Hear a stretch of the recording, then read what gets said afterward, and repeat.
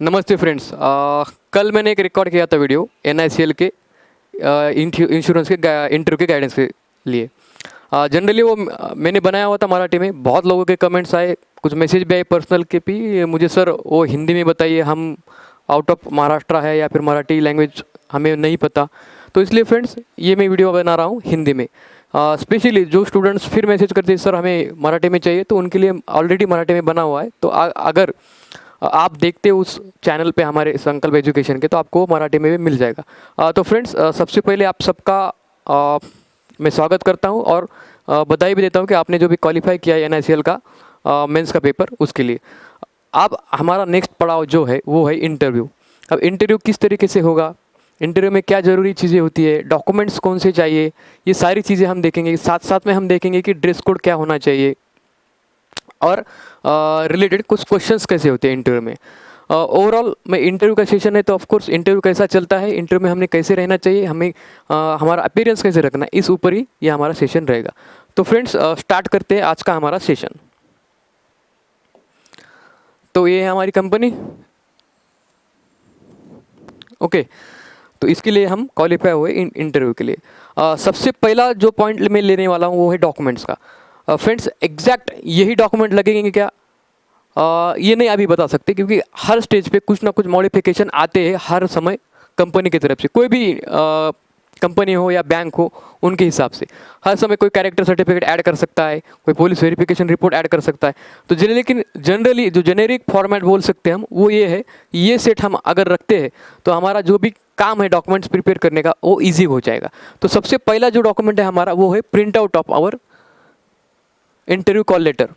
अभी तक नहीं आए हैं लेकिन आ जाएंगे, तो वो प्रिंट आउट हमें रखना है। उसके बाद हमें रखना है हमारा valid system generated print out of online application, जो हमने सबमिट किया था फॉर्म। उसके बाद जो PDF जनरेट होती है, अगर सेव है तो ठीक है, नहीं है तो पोर्टल कुछ समय में खुल जाएगा। उसके बारे में जो डेट है, नोटिफिकेशन, वो ग्रुप में आती जाएगी। तो ग्रुप को भी आप फॉलो कीजिए। उसके बाद 10th और 12th का marksheet as well as 10th board certificate. जिस बोर्ड में अलग से बोर्ड सर्टिफिकेट दिया जाता है, उनके लिए बोर्ड अलग से बोर्ड सर्टिफिकेट रहेगा। और कोई स्टूडेंट्स मतलब जो भी किसी अलग अलग बोर्ड से होते हैं, उसमें लिखा हुआ रहता है कि statement of marks and board certificate. Statement of marks and certificate जिस स्टूडेंट के इस पे वो लिखा हुआ रहेगा, उसके लिए अलग से 10th का सर्टिफिकेट नहीं रहेगा, वही 10th का उनका सर्टिफिकेट रहेगा। उसके बाद सेमिस्टर वाइज मार्कशीट्स, जितने भी सेमिस्टर है आपके 6 होंगे, किसी के 8 होंगे, जो भी है हर सेमेस्टर वाइज मार्कशीट रखना है। किसी का ऐसा होता है कि बैकलॉग है, क्या है, जो क्लियर है वही वाला मार्कशीट अपने को रखना है। तो उसके बाद है डिग्री सर्टिफिकेट जो यूनिवर्सिटी देती है, और PG का भी सर्टिफिकेट। PG के भी मार्क में होंगे, अगर आपका PG हुआ है तो उसके भी मार्कशीट ऐसे रखना है, और सर्टिफिकेट यूनिवर्सिटी के। उसके बाद कैटेगरी सर्टिफिकेट। कैटेगरी में आप जो भी हो, कोई एक्स सर्विसमैन है, कोई OBC है, कोई ST SC है, कोई EWS है, उसका जो भी एप्लीकेबल है आपके स्टेट के हिसाब से, वो सारे सर्टिफिकेट आपको रखना है। और जनरली हमें तो सेंट्रल के लागू होते हैं, तो सेंट्रल के हिसाब से जो भी रहेंगे वो सारे सर्टिफिकेट हमें यहाँ पे रखना है। उसके बाद सबसे इसेंशियल थिंग जो है वो है experience certificate and NOC। Last time जो भी इंटरव्यू हुए थे, उसमें जो भी मैंने कॉल लेटर देखे हैं, उसमें उन्होंने स्पेसिफिकली बोला था कि NOC आपको लगेगी। NOC किसकी लगेगी, जो स्टूडेंट्स PSU में है, मतलब कोई पब्लिक सेक्टर अंडरटेकिंग है उसमें है। उसके बाद गवर्नमेंट का कुछ स्टेक है उसमें, कोई भी ऑर्गेनाइजेशन में गवर्नमेंट का जहाँ पे स्टेक है उसमें है, या फिर कि बैंक में काम करता है, कोई इंश्योरेंस में है, किसी और कंपनी में। जितने भी पब्लिक सेक्टर के अंडरटेकिंग है, मतलब PSU प्लस स्टेट गवर्नमेंट या किसी भी गवर्नमेंट का डिपार्टमेंट, स्टेट और सेंट्रल गवर्नमेंट का डिपार्टमेंट आप काम कर रहे हो जहाँ पे, या फिर कोई सेंट्रल और स्टेट गवर्नमेंट का वहाँ पे आपका स्टेक है गवर्नमेंट का, तो आपको वहाँ पे से NOC कंपलसरी थी। तो ऑलरेडी आप रिक्वेस्ट करके रखिए, मतलब आपको जब एकदम इंटरव्यू का समय आएगा तब भागदौड़ करोगे तो आपका मुश्किल या फिर दिक्कतें बढ़ जाएगी। उसके बाद रखना क्या है, experience certificate and salary slip. अगर लास्ट 3 मंथ्स की सैलरी स्लिप है तो रखिए। फिर एक्सपीरियंस सर्टिफिकेट मैटर करता है इंटरव्यू में कि आपको अगर एक्सपीरियंस है तो आपको कैंडिडेट को देखने का तरीका, नज़रिया थोड़ा पैनल का अलग हो जाता है। मतलब कि बहुत ही ज़्यादा फर्क होगा क्या, ऐसी बात नहीं, लेकिन कहीं ना कहीं आपका 1 या 2 मार्क्स उस एक्सपीरियंस सर्टिफिकेट की वजह से और आपके एक्सपीरियंस की वजह से बढ़ेंगे। तो प्लेन कोई स्टूडेंट है वो आ रहा है, उसको हायर करने से अच्छा कोई भी एक्सपीरियंस वाले को हायर करेगा, तो उसका कहीं ना कहीं मैटर होता है। तो ये बेसिक सेट है। कंपलसरी यही डॉक्यूमेंट लगेंगे क्या, लग भी सकते हैं या भी उसमें कुछ चेंजेस हो सकते हैं। तो जनरल सेट मैंने बोला है वो आपको प्रिपेयर करके रखना है। तो आगे जाएंगे अपने इंटरव्यू की तरफ। अब इंटरव्यू कैसा चलता है ये देखिए। समझ लीजिए ये कोई कैंडिडेट है,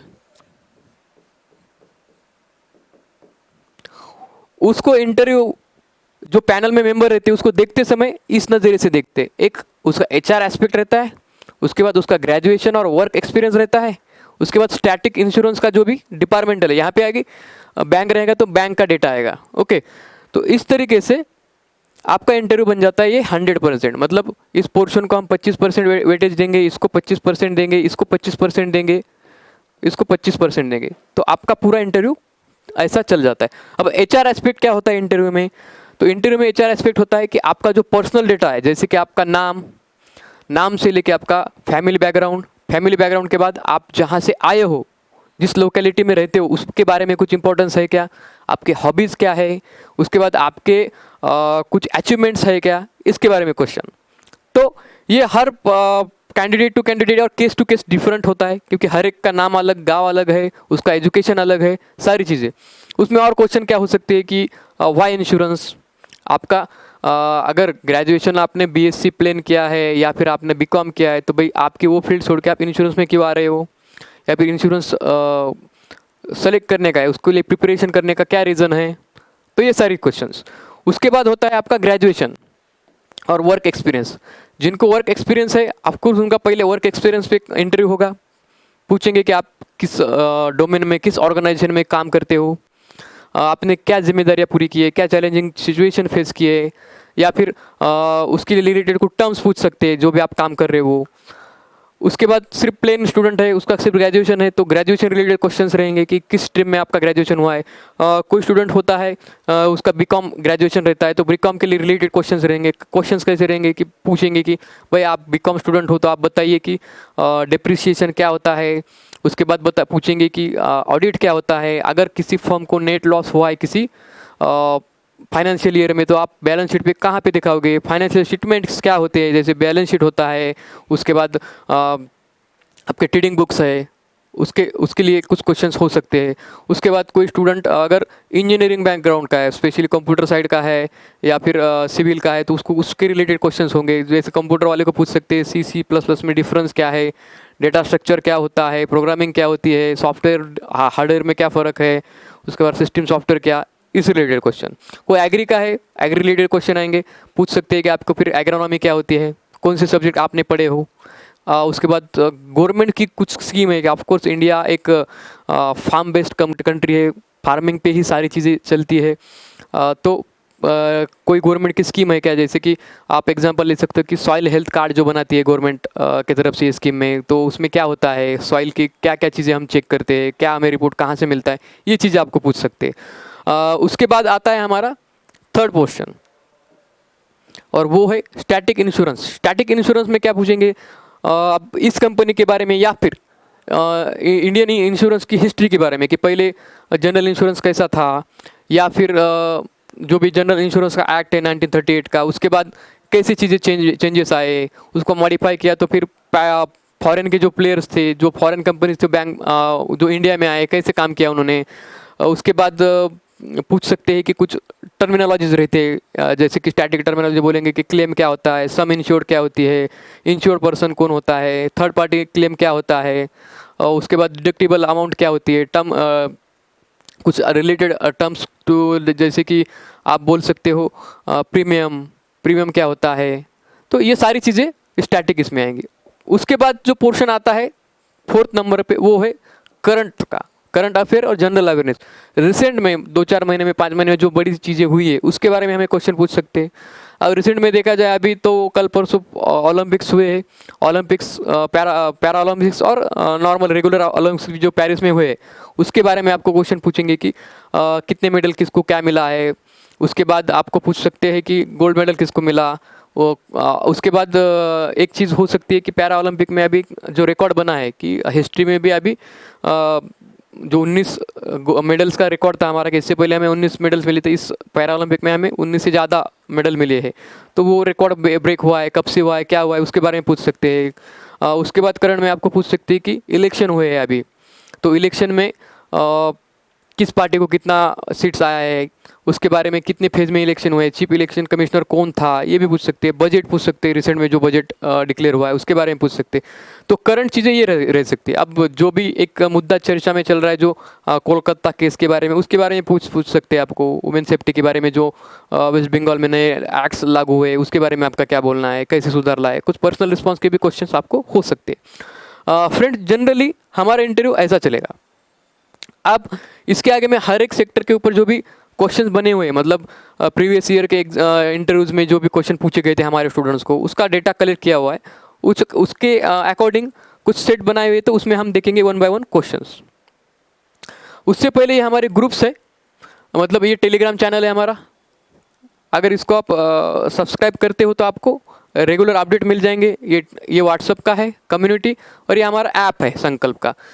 इसको सब्सक्राइब करोगे, इसको डाउनलोड करोगे तो आपको जो भी इंटरव्यू के बैचेस है या फिर जो भी अपडेट रहेंगे, फ्रीली मॉक सेशंस जो होते हैं, आज हमारा ऑनलाइन जो सेशन होने वाला है उसका रिकॉर्डिंग आपको इस ऐप में मिल जाएंगे।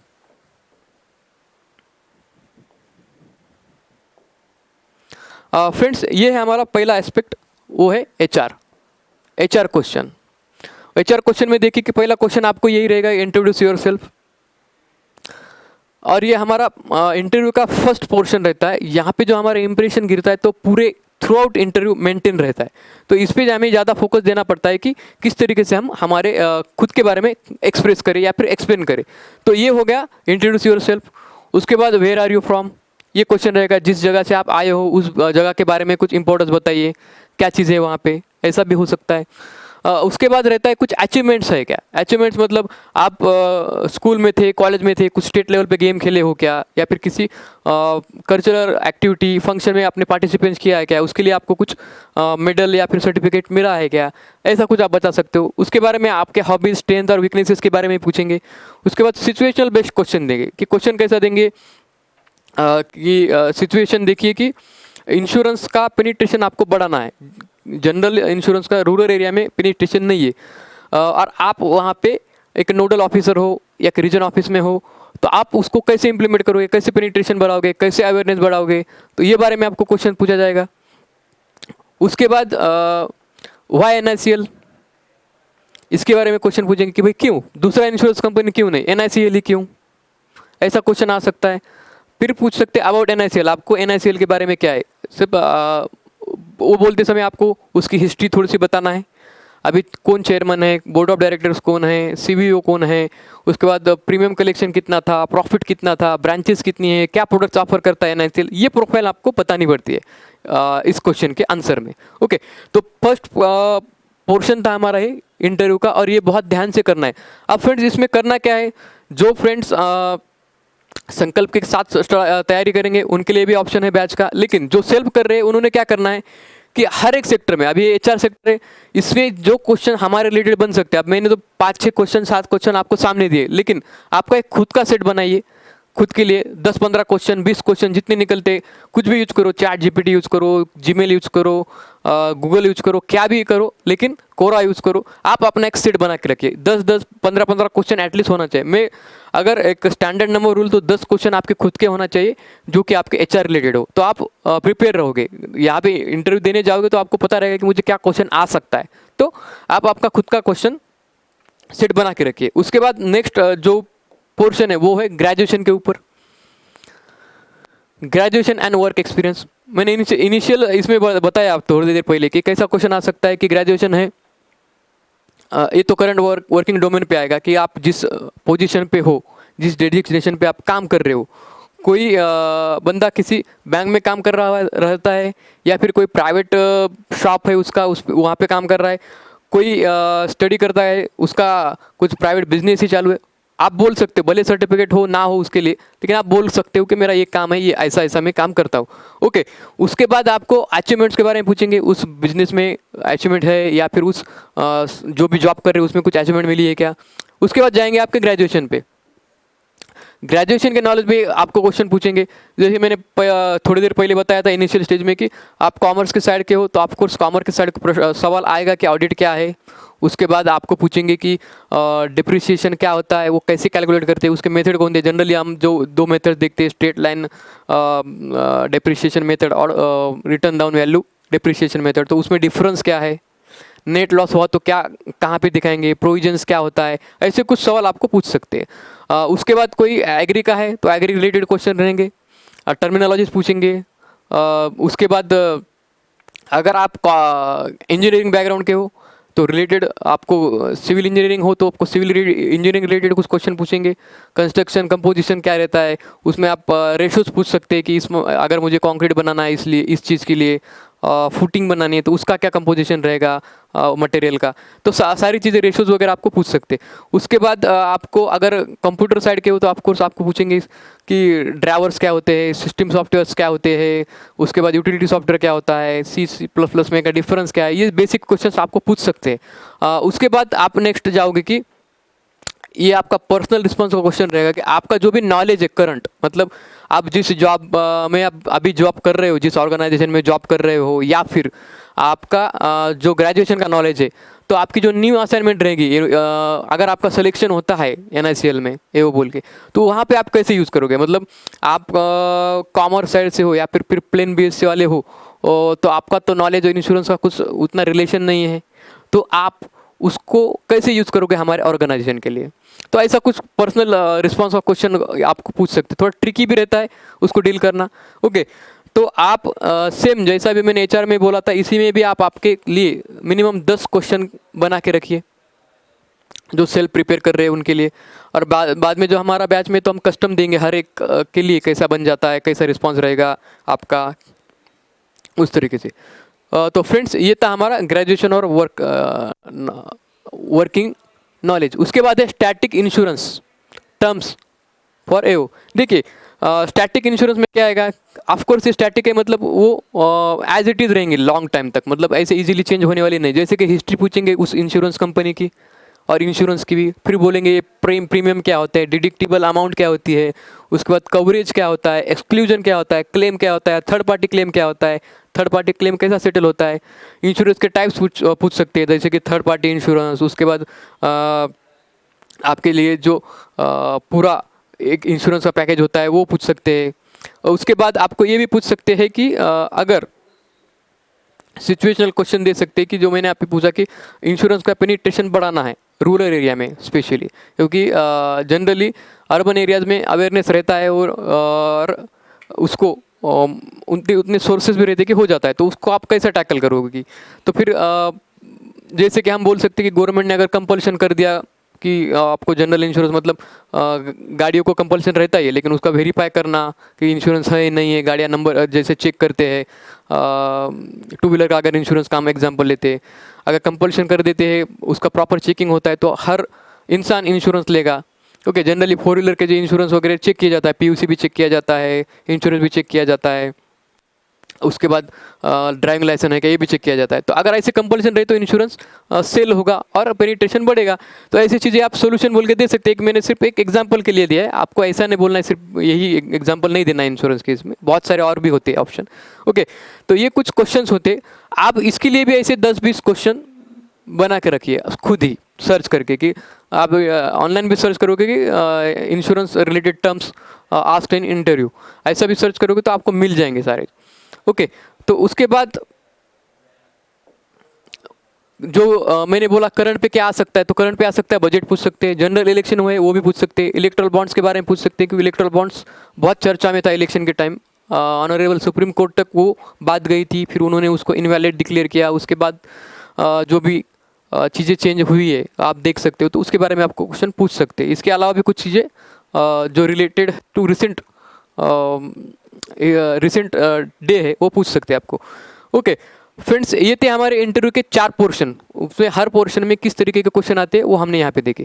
अब हम देखेंगे कि ड्रेस कोड क्या रहना चाहिए हमारा जनरल। जो ड्रेस कोड मैं बता रहा हूँ वो कोई ऐसा स्पेसिफिक नहीं कि हमें सिर्फ वही ड्रेस लेना है या उसी कलर में चाहिए, ऐसा नहीं। सिर्फ आप जब खरीदने जाते हो, जनरली नए हो, एक्सपीरियंस नहीं रहता क्या ले क्या नहीं, तो एक विजन हो, एक वे हो देखने का, इसलिए मैं बता रहा हूँ कि कॉम्बिनेशन कैसा होता है, क्या लेना चाहिए। फ्रेंड्स, ये जनरल कॉम्बिनेशन है ड्रेस पैंट का, ओके, शर्ट और पैंट का ऐसे कलर में, ओके। तो इसमें से आप कोई भी चूज कर सकते हो, इसके अलावा भी आप ले सकते हो आपको जो चाहिए। लेकिन आप अगर सेलेक्ट करने जा रहे हो कोई ड्रेस के लिए तो एक विजन होना चाहिए, इसलिए मैंने ये यहाँ पे दिया है। कंपल्सन नहीं है कि यही लेना है। हाँ, किस चीज़ों का ध्यान रखना है हमें यहाँ पे ध्यान रखना है, हम जो रिस्ट वॉच पहन रहे हैं, मैं यहाँ पे लिखता हूँ, वॉच का जो बेल्ट रहता है, उसके बाद हमारा कमर का पट्टा बेल्ट और शूज, इन तीनों का कलर मिलता जुलता हो। मतलब ऐसा नहीं कि सिर्फ एक ही कलर में लेना है, नहीं मिल रहा है मैं क्या करूं, ऐसा नहीं है। अगर आप खरीदने जा रहे हो, ब्लैक में ले रहे हो, तो एटलीस्ट ट्राई करो कि तीनों ब्लैक में लो आप, या फिर थोड़ा सा 19-20 कलर में डिफरेंस है चलता है। लेकिन अगर कोई ले रहा है कि रिस्ट वॉच का कलर रेड कलर में ले रहा है, रेड लेदर में, उसके बाद कमर का पट्टा ब्राउन है और शूज़ ब्लैक है, ऐसा मत कीजिए। जनरली अप्रोक्सीमेशन रखिए, थोड़ा फार उसमें 19-20 चलता है, लेकिन एकदम ही एडवर्स चीज़ें मत लीजिए, ओके। उसके बाद गर्ल्स के लिए सबसे बेस्ट ऑफकोर्स साड़ी होता है।